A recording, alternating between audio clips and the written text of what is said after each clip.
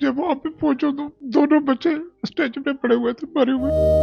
रावलपिंडी मरी रोड पर मुखालिफ सिमत आती तेज रफ्तार गाड़ी ने 2 मोटरसाइकिल सवारों को कुचल डाला। स्टेट बैंक में जॉब करते थे ये। सुबह 7-7:30 बजे घर से निकले हैं। एक ही वही सहारा था मेरा रोजी कमाने का। वो भाई के घर से रिश्ता किया हुआ था, शादी ईद के बाद थी। मरी रोड पर एक हादसा पेश आया है और जिसमें एक खातून ड्राइवर ने तेज रफ्तारी के बायस जो है वो 2 नौजवानों को कुचल डाला और दोनों नौजवान जो है वो मौके पर जहां भाग हो गए। उनके वालिद मोहतरम हमारे साथ मौजूद हैं। एक तो रिजवान नाम था उनका और उनके बच्चे भी हैं और वो सुबह सुबह जो है वो ऑफिस जा रहे थे। और दूसरा जो है वो जोहेब के वालिद हमारे साथ मौजूद हैं। इनसे बात करेंगे कि वो बता रहे हैं कि जिस तरह से उनका जवान बेटा था और उनकी शादी भी होने वाली थी। बस वो तकरीबन 7 बजे ये घर से निकल जाता था, तो जाते हुए रास्ते में दोस्त को लेता था, वो भी उनके साथ ही होते थे। 7-8 साल से इसी तरह चलते आ रहे थे। ये सुबह 7 बजे निकला, मरी रोड पे एक्सीडेंट हो गया। तो मोबाइल पे फ़ोन आया कि ये हादसा हो गया, तो आप अस्पताल पहुँचो। अस्पताल गए तो बस आगे हमने ज़िंदा नहीं पाया।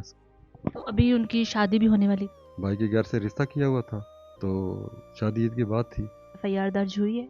जी, इंसाफ के लिए क्या कहना चाहेंगे, अपील क्या करना चाहेंगे? ये अपील करना चाहते हैं कि ये इंसाफ होना चाहिए हमारे साथ। हम किसी से ये नहीं कहते कि किसी को बदला लें, या कानून के दायरे में अंदर रह के जो इंसाफ होता है वो हमारे साथ होना चाहिए। मारने वाली खातून का कोई अता पता वो आई आपके पास या दर्दी के तहत? उनका कोई भी नहीं आया हमारे घर, कोई उनका ना रिश्तेदार आया है, ना कोई भाई आया है, ना कोई बहन आई है, ना वो खुद आई है। हम तो हुकूमत से ही अपील करते हैं कि हमें वो खुद इस चीज़ को, इसकी पैराकारी करें और इंसाफ दिया जाए हमें। एक ही वही सहारा था मेरा रोजी कमाने का, हो तो वो भी चला गया है। किराए पे रह रहा हूँ। जोर ज़ब्ता हमारा किसी के साथ नहीं है और ना ही किसी के साथ दुश्मनी है, ना ही किसी के साथ अदावत थी, ना कोई और इस तरह का मसला था कि उसने आके घर पे पता ही नहीं किया।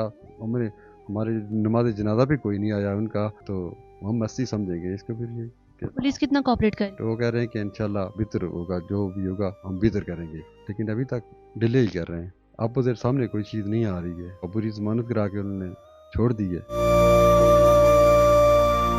सुबह 7-7:30 बजे घर से निकले हैं, तो मुझे जिस वक्त इतला दी कि ये उस वक्त तकरीबन 10 बजे का टाइम था, वो भी छोटे बेटे ने भाई को, बड़े को फ़ोन किया कि ऐसे ऐसे मसला हो गया। उसने मुझे कहा कि अबू भाई का एक्सीडेंट हो गया। उन्होंने तो यही मुझे कहा कि अबू आप जल्दी से घर आ जाए, कोई काम है। तो जैसे ही मैं घर पहुंचा तो बाहर लोग बहुत सारे इकट्ठे हो रहे थे। थोड़ा सा ये समझ आई गई थी कि मसला कुछ सीरियस है, लेकिन सब ने मुझे यही कहा कि नहीं ऐसा मसला नहीं है, आप आए, हल्की फुल्की चोट है। जब वहाँ पे पहुंचो तो दोनों बच्चे स्टेज पे पड़े हुए थे, मरे हुए। उनसे कोई कांटेक्ट उन्होंने किया हो या कुछ? नहीं बेटा, कोई कांटेक्ट नहीं किया उन्होंने। SHO साहब की तरफ से हुआ था कि आप लोग इन्हें लेके जाएं, तो हम आपके साथ पूरा तावन करेंगे जो भी होगा।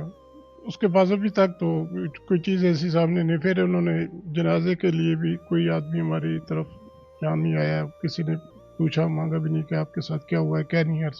जनाजे के पास छोटा भाई थाने गया तो उन्होंने कहा जी कि आप जाएं, अपनी जो भी मामलात हैं ये क्लियर करें, जुम्मे वाले दिन हम उसकी गिरफ्तारी कर लेंगे। ये पता चला कि जी इसकी तो जमानत हो चुकी है बच्ची की। कि वकील साहब ने दोबारा फिर डेट ले लिया आगे।